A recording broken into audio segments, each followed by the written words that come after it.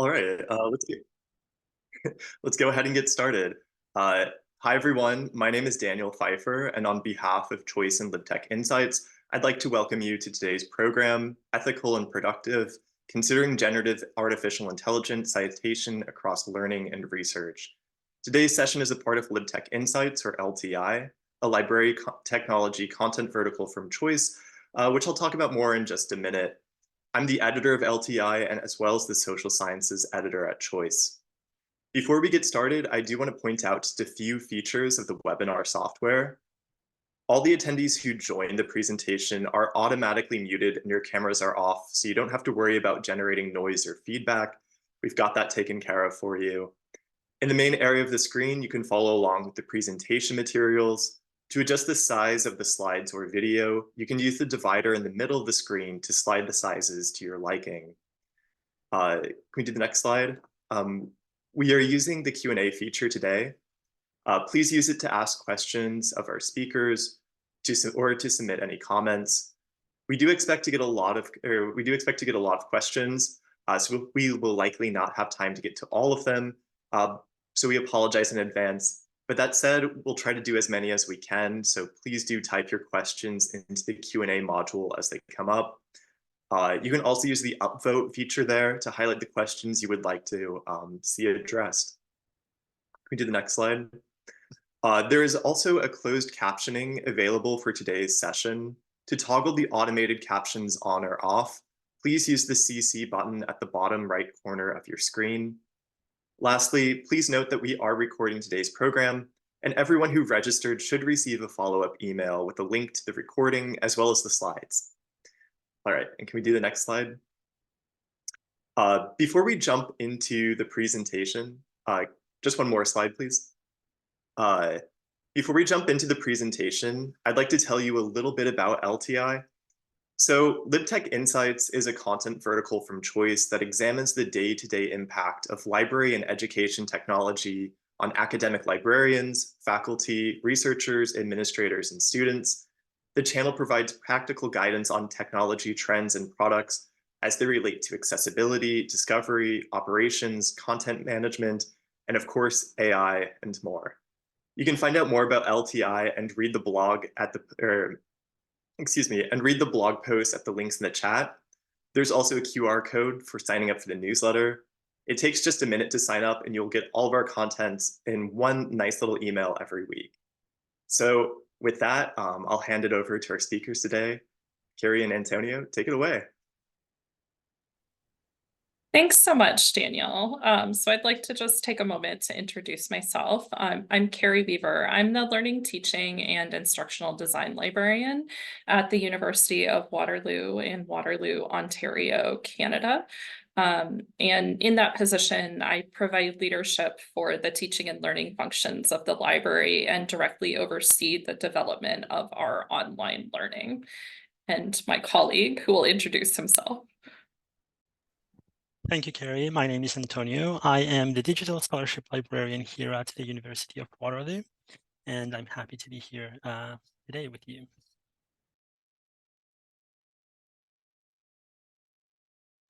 So we'd like to take just a moment as part of our practice to acknowledge that we live, work, and learn on the lands of the Haldeman Treaty of 1784, which is a formally ratified agreement promising the land in perpetuity to the Six Nations of the Grand River, and is within the territory that is traditionally cared for by the neutral Anishinaabe and Haudenosaunee peoples.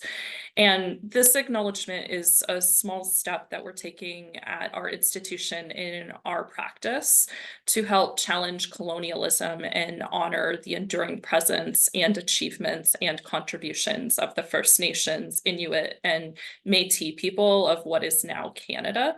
And we would just like to point out today that the conversation that we're having around citation. Citation and the way that we do citation and attribution in an academic context is really a very colonial approach to ownership and tracking of knowledge. And while we're not going to interrogate that at any length today, we would encourage you to remember that and think about that as you go forth from this conversation and consider the ways in which that context might shape how we continue to engage with citation and attribution practices in learning and research contexts in academic libraries. So with that, we also wanted to say that this particular webinar is sort of a combination of conceptual information and very, very practical information. A lot of the work that we have done in this area, and part of what we will talk about the development of, is captured in this LibGuide, which is available on our institution's website, ChatGPT and Generative Artificial Intelligence, which includes citation information and some of the other resources that we are talking about. A link will be provided on the slides that are distributed. And we also wrote about some of the initial work that went into this piece in an earlier article for LibTech Insights, which I believe will be shared in the chat with you. So with that, we wanted to talk just a little bit about the background of our project and how we came to really be engaged in these conversations around citation with generative artificial intelligence. So I'm going to turn it over to Antonio, who's going to tell you a little bit more about our campus context. Yeah, so basically what we wanted to talk about here is a little bit about the context for our campus. We are a research-intensive university.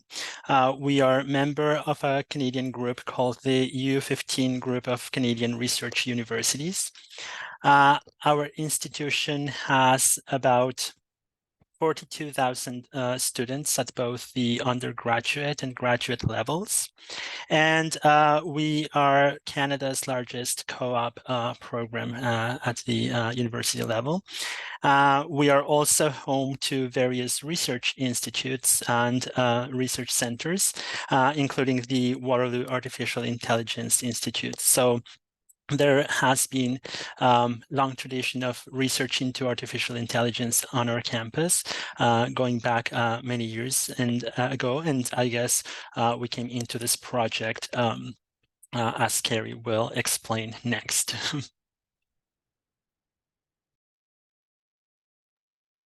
Thanks, Antonio. So within that context where there was already a conversation around artificial intelligence, in a general sense, when generative artificial intelligence became available openly to the academic community in November 2022, we happened to be positioned where we were able to be involved with some of the initial conversations that were happening on campus around the impact that people felt this newly available technology might have, particularly within learning spaces. And because of our engagement throughout the prior pandemic period in providing supports and recommendations to our campus community, around the area of teaching and learning, and also our interest in research, we saw very much that we had a lot to contribute in this overall conversation that was happening. But there was also a certain amount of pressure within the campus context to scope and start producing actual tangible outputs that would help to support the learning and research functions that needed to happen. And particularly in the early days, a very strong focus on classroom applications and learning. So out of this, we looked at what was possible, what might be possible in a very short time period. We were actually given the direction to come up with something in about a 6-week timeline. That was something that was able to be accomplished, that could contribute meaningfully to support instructors and students with the use of generative artificial intelligence, that was emanating from our expertise as librarians and wouldn't duplicate work that other academic support units and different faculties, which is what we call our academic units, were actually doing, and that would really add value to the overall campus context. And so out of that, we made a very deliberate decision to focus on a couple of aspects. One of those aspects being, how do you actually approach citing and attributing work to generative artificial intelligence in an effective manner? So, why did we get into this issue of citation besides the fact that it met all of the project requirements of scope and potential timeline? Well, there are a lot of reasons, but citation has a lot of very important purposes in the academic context. It helps really create that information trail and the connections between how and where you're positioning yourself in your thought process. It allows the reader to follow up and trace that thought process. It allows standardization and consistency, and that can be really important in the classroom environment when you're thinking about we're a large institution and we've got some classes with 1,000 students in there. So when students are actually completing assignments, some level of consistency and direction is really, really important for them. It also provides an approach where our instructors and our students could think about how they could actually productively use this and have a way to acknowledge and be forthright about the fact that they were in fact using generative artificial intelligence if we provided support around citation. And all of that actually supports academic integrity, which at the outset of the conversation was definitely a major concern, the extent to which students might possibly be using generative artificial intelligence to engage in academic misconduct and cheat on their work or allow the generative artificial intelligence to complete the assessments in their courses. So with that, I'm going to turn it over to Antonio to talk a little bit about some of the ethical dimensions. Thank you, Carrie. So I think that, as you probably are all aware, there are tons of different ethical aspects to using generative AI tools. And I'm going to just focus on the ones that specifically pertained to our project. So as Carrie mentioned, we were working on a very tight deadline at the very beginning of the ChatGPT tool becoming popular. And so at that time, there was really a hyper focus on academic integrity and this idea that students were going to cheat in their assignments. And it was not so much a question of whether, but how they would do it and how we could police or otherwise monitor and identify students who had cheated. I think that that kind of conversation was so prevalent that some of the questions that were missing at that point in time included things like, how can we maybe change the way that we assess learning so that it doesn't necessarily focus on whether the output was generated by the student or the ChatGPT or similar tools. But also just thinking about things like tools that were being used to identify whether or not an essay had been produced by ChatGPT or other generative AI tools tended to misrepresent work submitted by students whose native language was not English. So there was a big problem there. Plus, I don't know how many librarians here follow different social media platforms. On TikTok specifically, I remember seeing tons of videos where students were posting, how can you get around this detector software and make it so that your ChatGPT generated assignment is still passed as valid. So it was always kind of like being like this catch-up game, and I think that it was deviating attention from how can we leverage these tools to teach students about the research process.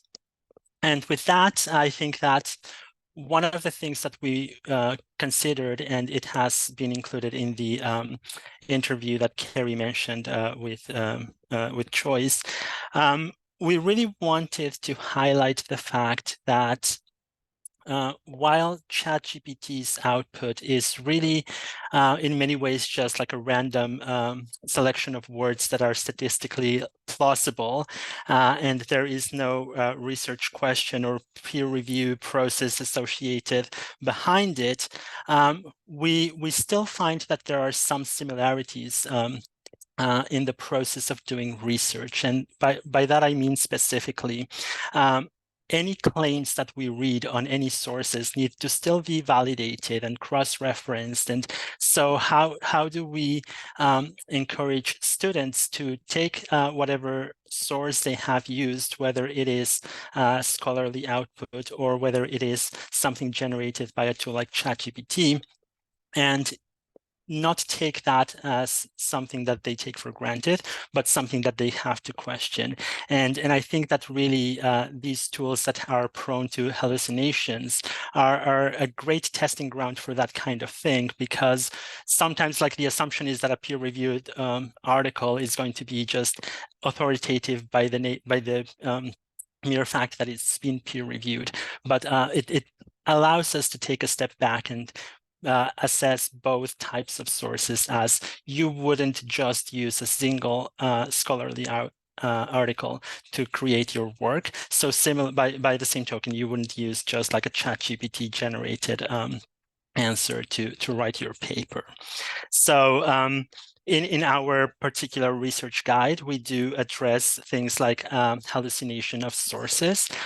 So we provided an example of a prompt where we asked ChatGPT to include references to sources that substantiated the claims, and then we show students how to track those sources, and in many cases those sources do not even exist. So again, using this as an opportunity to train students to do other things beyond just writing the prompt and getting an answer that they can copy and paste.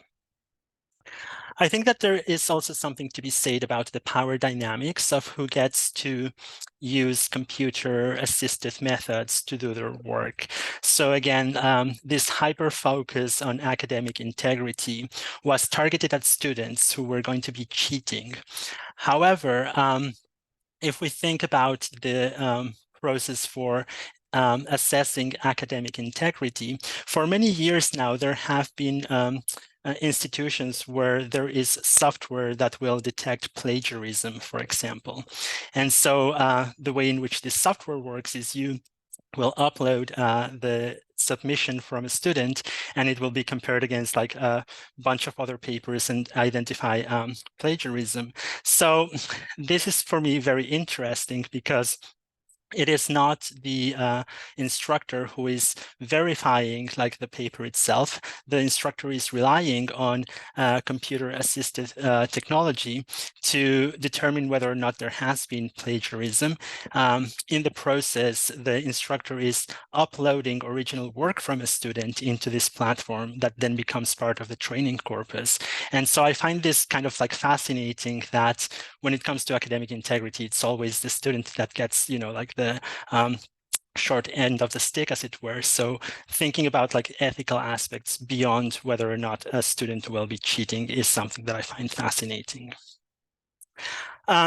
Then there is also the question in the context of libraries related to generative AI inputs. So many of the tools that were coming up would allow researchers and students to upload their own documents to perform different tasks, such as summarization, such as finding additional sources that were related to that particular topic. And I think that one of the things that's important from the perspective of libraries is, of course, issues around copyright and licensing. We know that there are things like fair use and fair dealings in the case of Canada that may provide some room for using these kinds of content to train or to get responses from generative AI systems, but there is also contractual agreements that sometimes do not allow for these kinds of uses of content. And so how to bring awareness about these kinds of things to researchers and students when they are using, let's say, articles that they obtained through the library and they are watermarked as being obtained from this particular institution, and then they put them up in their tool of choice. So that was one other thing that we were thinking about. And then, of course, there is considerations beyond citation. As I said, generative AI in general has so many aspects surrounding ethics, from how these models get trained, what kind of bias there is behind them, what kind of inequities they might perpetuate, but also like in the more pragmatic terms of citation, for example, there is the issue of reproducibility. So if I generate something in one of these tools by providing a prompt, the same prompt is not necessarily going to generate the same result if, let's say, Carrie enters that same question.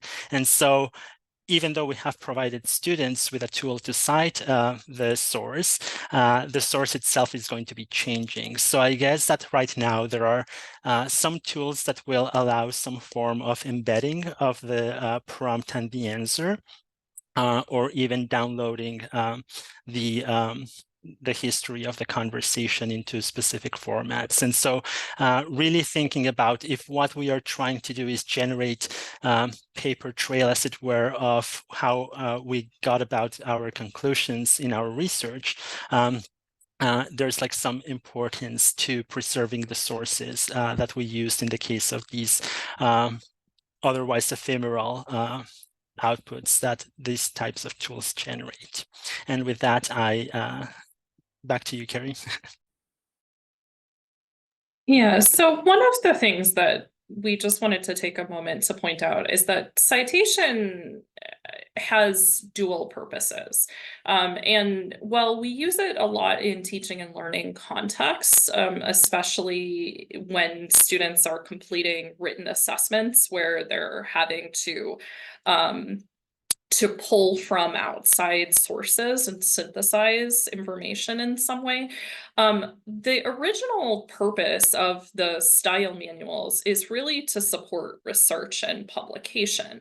And so there has always kind of existed a divide between what, like, I everybody laughs, but I have my APA manual sitting right next to me virtually at all times.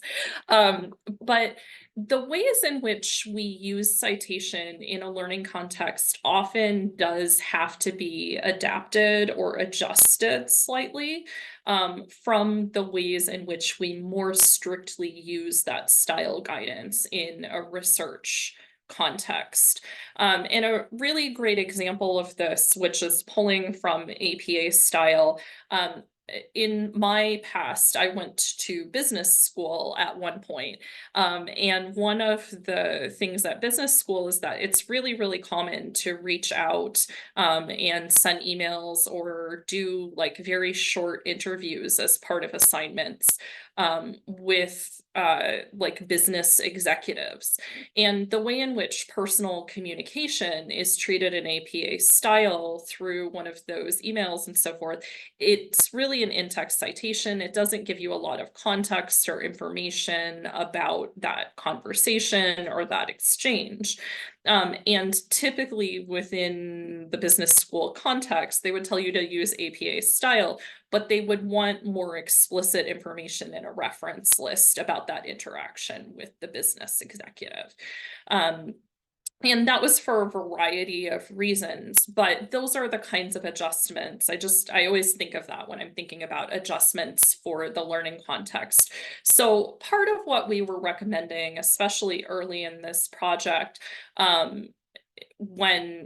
to be quite honest, we were having to make some direct recommendations based on like reasonable judgment of these style guides and what we were hearing from our campus community about what people needed in a learning context. So a lot of what we were recommending, we have eventually updated over time as those style guides have given more direct and specific guidance. But I think you also need to realize that sometimes when we're using this approach in a learning context, that we might need to make some adjustments in comparison to the ways that we use it a little bit more directly in research. And with that, I'm going to let Antonio tell you about where we are with citation in research right now. Yeah, so I guess like in the research context, there are several things that major publishers have come forth to advise on. And I'm going to take this like super high level.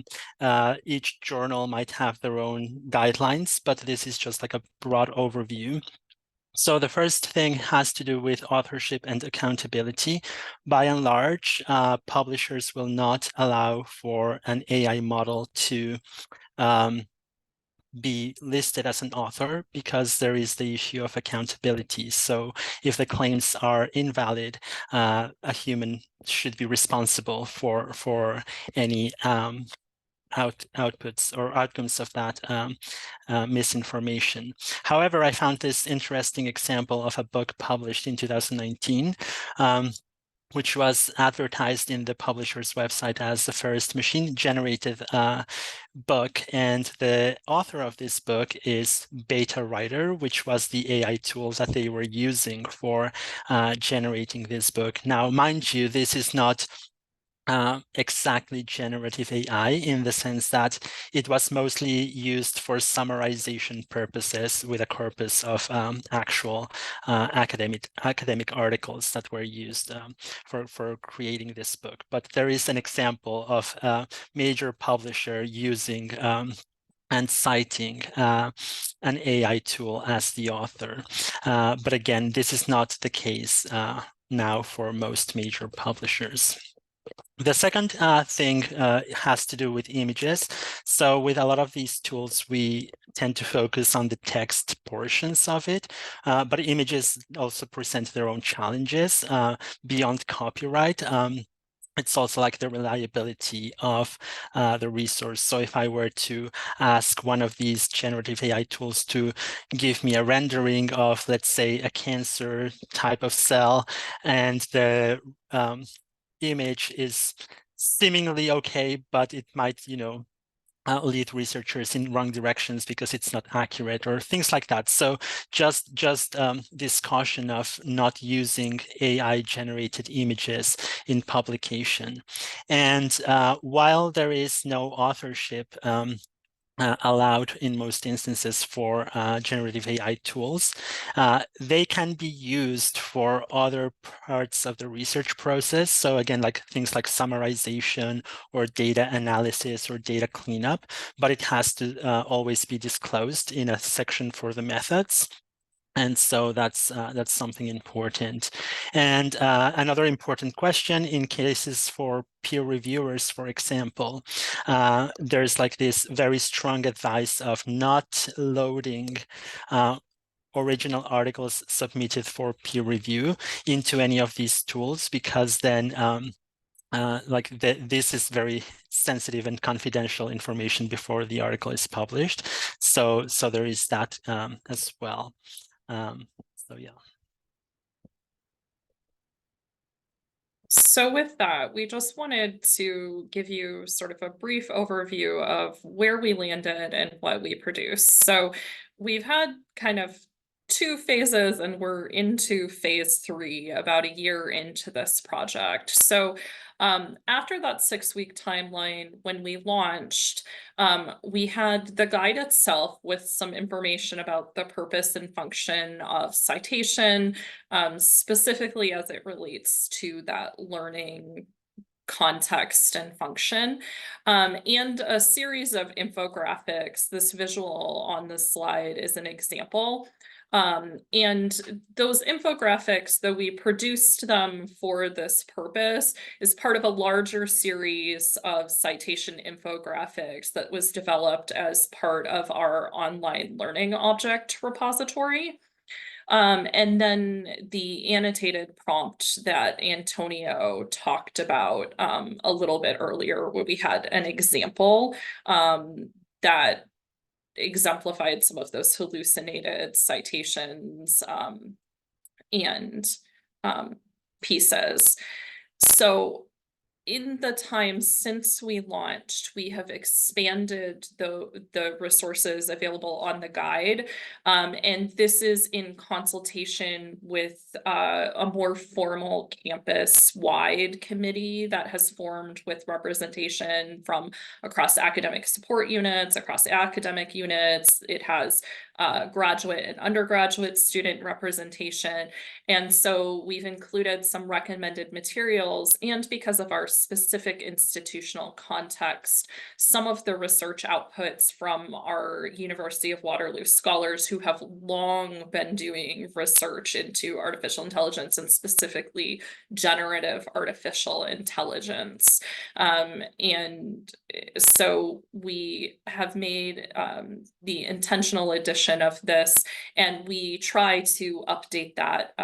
We run 3 terms a year, so we're constantly on, and so we try to update the content about once per term. And then now we're in the place where we're about a year into this, as I said, and we're very much in a situation where we've had more time and we have a better sense of where things are going on our campus. So one of the things that we've been asked for are some consistent recommendations for citing or providing attributions for images and video content and other generative artificial intelligence output formats. So we're in the process of working on developing those materials and testing those materials with students right now, since we're not under a 6-week timeline to make decisions and push forward with a project at this point. And then also we've been looking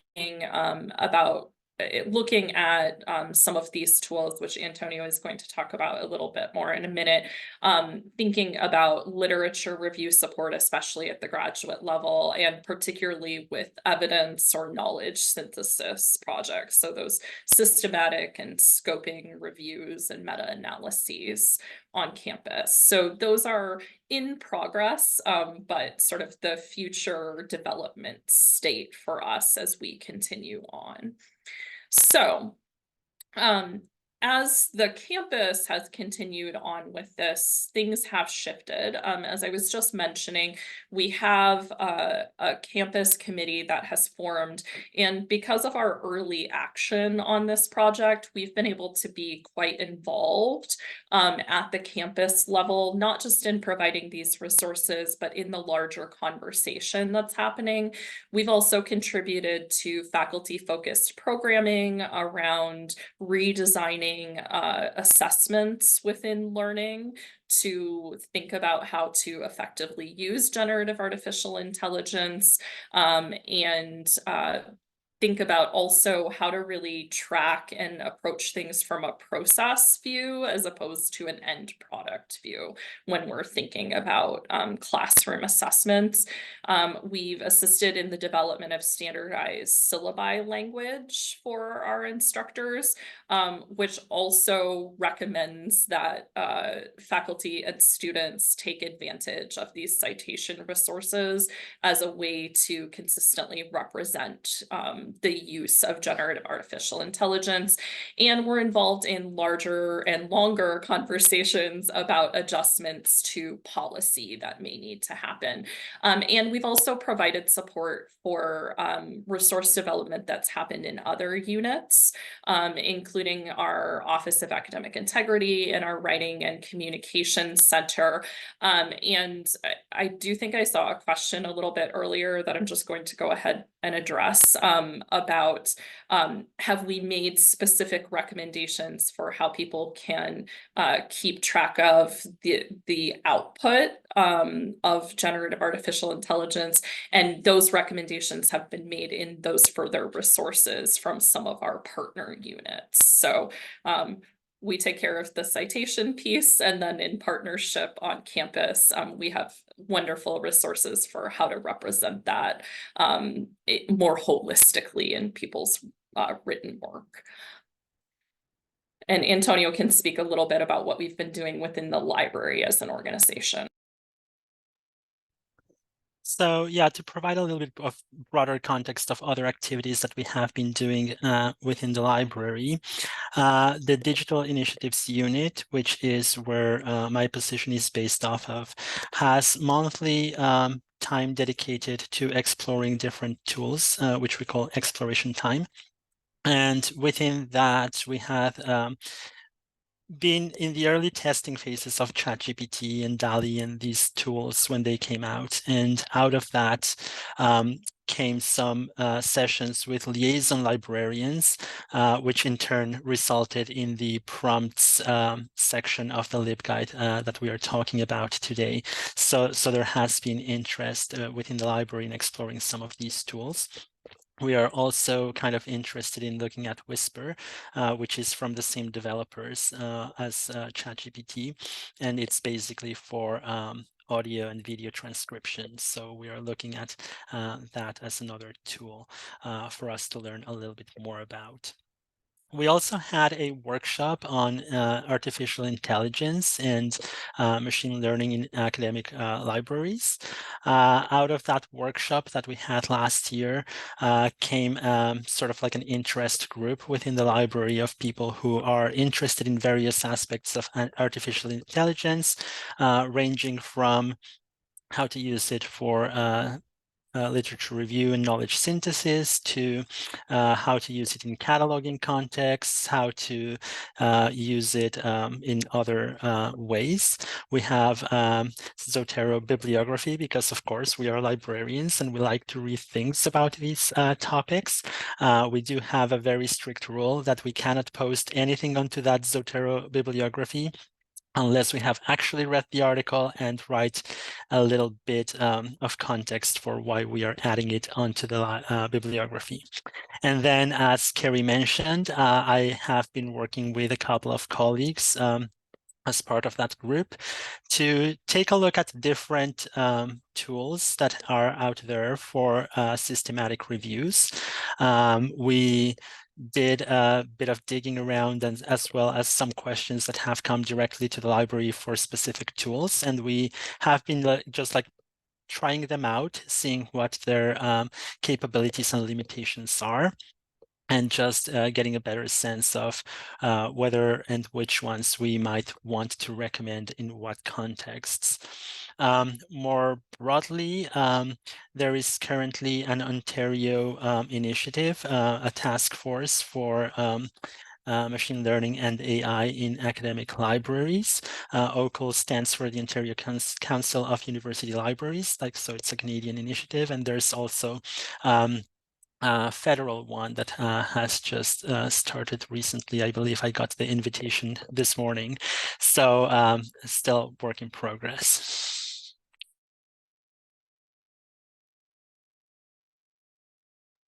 So as I unmute myself, so at this point, we will turn it over to Daniel, who is going to lead our question and answer session.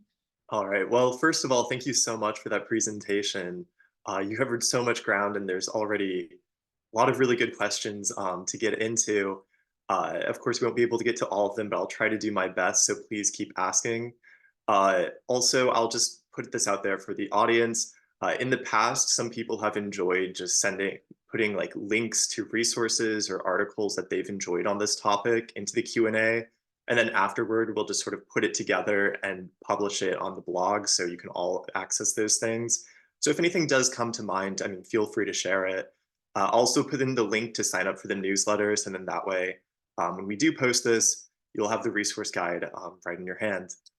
But since I guess I'll cite moderator privilege, I'll ask my my own question first, which is, outside of just the research that you're doing into AI and trying out these models in that sense, have you actually found applications for these technologies in your work? And have you, what do you use them for? Or do you?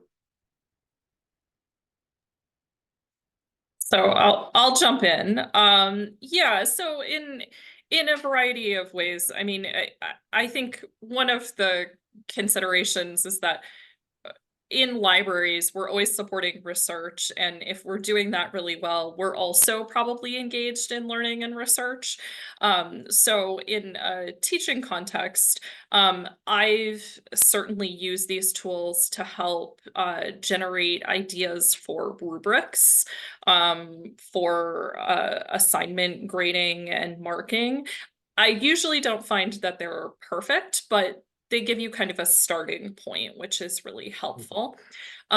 We've also used them in our online learning instructional design work as a sort of initial stand-in for testing. Antonio was talking about Whisper, where we've tested it and actually had it generate audio content to help supplement some of the work that we're doing with online learning, because providing the content in multiple modalities aligns with universal design for learning principles and helps support a wider variety of learners. On the research front, I do quite a lot of research personally. And in fact, I've used some different generative artificial intelligence tools a few different times in the course of that. Just to sort of do a secondary look to make sure that there's not something that I'm missing, especially if it's in a research area that is maybe not sort of the core of my expertise. And I have found that very helpful, and actually have personally identified some pieces of literature that were real pieces of literature, not hallucinated, that I was then able to track down and use within the research work that I was doing. So I think that there are a lot of applications, and we're certainly seeing and hearing, Antonio was talking about our campus context where our students are on co-op on work placement, a large percentage of them every single term. And in fact, I was just in a campus meeting yesterday, and we were told about 50% of our students are being explicitly asked to use some sort of generative artificial intelligence tool while they're on co-op placement. So like we have to not think of it as sort of like here in the academic world and out there. It really needs to be something we think of as integrated. And that means we have to jump in too.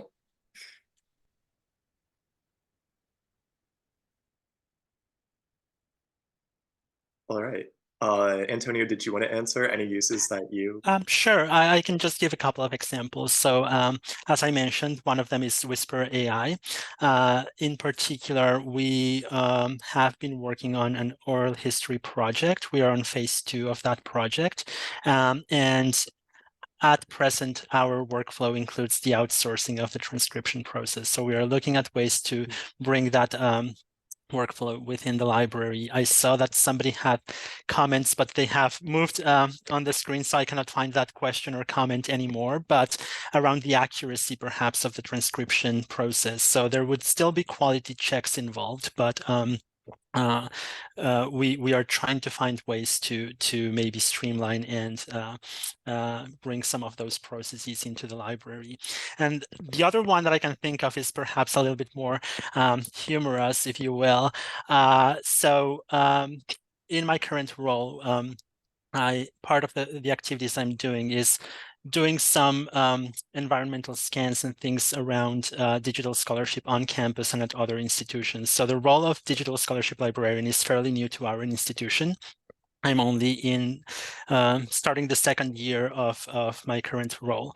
So my activity will involve creating programs and supports for digital scholarship on campus. And so one of the challenges that I have found is that defining digital scholarship can be tricky because it can encompass so many different things. And so as an exercise in how do you explain digital scholarship a little bit better, I just prompted ChatGPT, like, how would you explain the meaning of digital scholarship to an audience, of high school students versus an audience of professors versus an audience of graduate students. And so it was kind of interesting to see that. And then I compared that to my own literature search using more like academic sources and trying to compare kind of like those definitions. So like that's kind of a very anecdotal use of it, but it was just like trying to compare what I would get out of both types of research. Yeah, no, that's really cool. I'm always really interested in how people who are mired within the research of ChatGPT and other generative AI are actually using it. Antonio, since I know, I think this is kind of up your alley. This question's from Fran. She was asking, can ChatGPT access content that exists behind paywalls? I suppose also including like, say, like scholarly material as well. Not to the best of my knowledge, unless you input that yourself. And that's where the copyright and the licensing and the agreements might come into place. So maybe you copy and paste portions of this paywall content and put it as part of your prompt to ChatGPT, which I would strongly advise against because you could be breaching some of your contractual agreements. But I think that there are versions of ChatGPT specifically where you can have an API that will not use your data for training purposes. And I think that you can feed it your own corpus of data. Yeah, like that's still you pulling that content from behind the paywall and pushing it into ChatGPT. I'm not aware of other sources that are using things behind the paywall beyond, maybe just like recommending or articles based on DOIs and things like that, like on bibliographic data. But to actually access the content, you might still need to have an institutional subscription to that kind of content. So yeah, tools that are doing that legitimately I'm not aware of, but maybe there's some. All right, thank you. This question is from AP Anderson. So it kind of relates to something that you were saying, Carrie, to my previous question. AP Anderson writes, there are courses that are encouraging students to use AP or AI tools as a part of brainstorming process early in the writing process. So in a practical sense, how do students talk about how AI shaped their work? Do they cite it as if they didn't use it any further than to generate ideas, improve readability, or get help with grammar or translation? Current guidance that Anderson has seen for MLA and APA says that you should cite AI-generated text and talk about how AI was used in a note, text appendix, a description in the intro methodology section. But where's the line between this is content and must be cited, and this is a tool that was used in the background for pre-work or editing? Yeah, so that's a great question. So thank you for that. The line is really amorphous at this point. And that's why you'll notice when I was talking, I'm talking about citation, and we have some very practical guidance for how to cite things that are very clearly generative artificial intelligence outputs. The general recommendation that we've been making on an institutional level, though, is that if you are using these tools at this juncture and it doesn't rise to the level of like, here is a chunk of content that ChatGPT spit out for me, that it's important to provide an attribution, which we typically recommend as a note in the assignment or in the work, with some information on how the tool was used in that work. And the approach to that is really around, well, we don't have a campus policy at this point because policy development takes years and years for things to happen.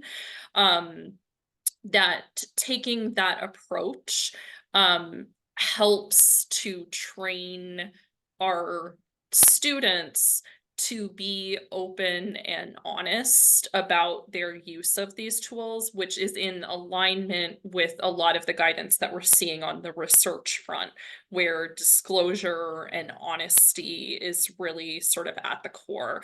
And that aligns with the concerns about academic integrity. Like, that integrity piece is in fact being open and honest about what you're doing, why you're doing it, how you're doing it.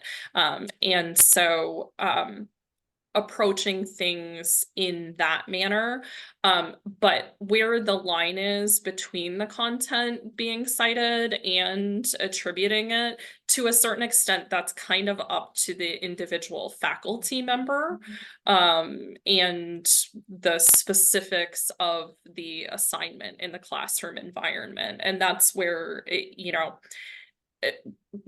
the biggest recommendation that we make to faculty, and I feel like I say this every other day to somebody, is you need to talk to your students about this. You need to talk to your students about what you're thinking and feeling. You need to talk to them about your expectations. And this is something you have to make time for. And I know that that's hard, but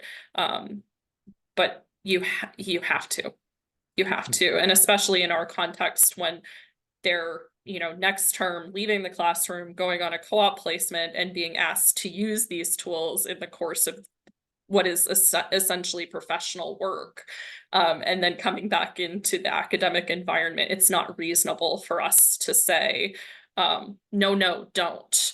Like, they've already experienced that they need to have an awareness of and an approach to using these tools productively. So. All right. I have another question for you, Carrie, so you don't have to remute. And then Antonio, you'll have one next.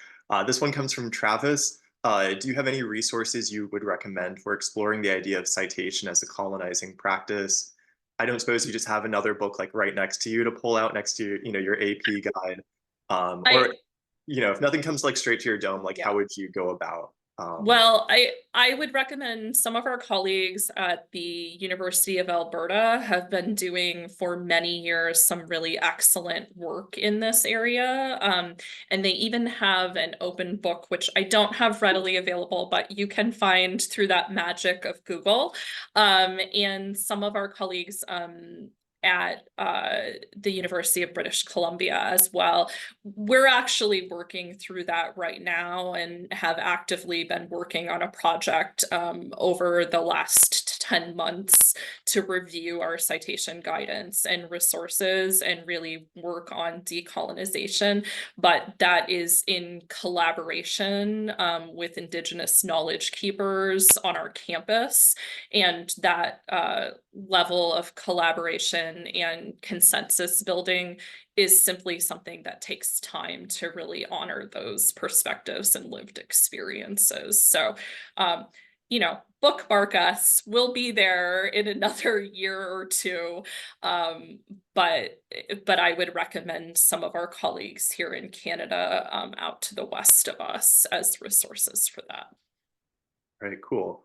All right, as I promised, Antonio, this question is from Timothy about your point that you're making about reproducibility. Do you provide general guidance for your students on preserving the generated content so it can be provided if it's challenged? Right now, we don't have such guidance in our resource, but I think that it's, again, like something that we are thinking about. In the context of our institution, probably others, I think that a super valuable resource would be your RDM librarian, if your institution has one, because that's perhaps the most appropriate place for these things to be considered. Because at the end of the day, that's part of your research data. So I don't know if that answers the question, but at the moment, we don't have like any robust guidance on how to do some of these things. But yeah. All right. This one might also be up your alley. There's kind of two questions that I'll combine here at the top.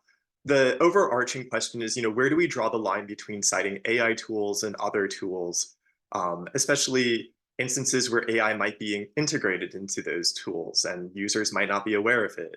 For instance, editing tools or say like search engines like Google or Bing, that are using these sorts of technologies.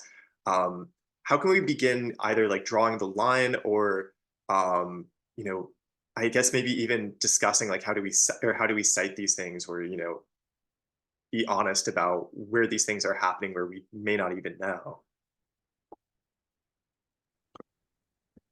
Yeah, I'm not sure that I have like an answer to that because, as you said, like we don't necessarily even know in some of these cases.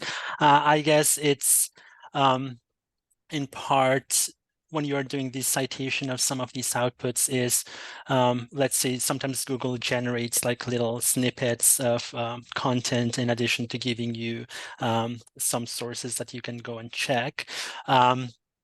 Is that snippet linked to something else that you can cite, or is it just like part of their generated content, and then maybe you would cite that as Google output? I don't know. So yeah, I think that as some of these things become integrated, the other part of it is, are you quoting verbatim? Are you paraphrasing?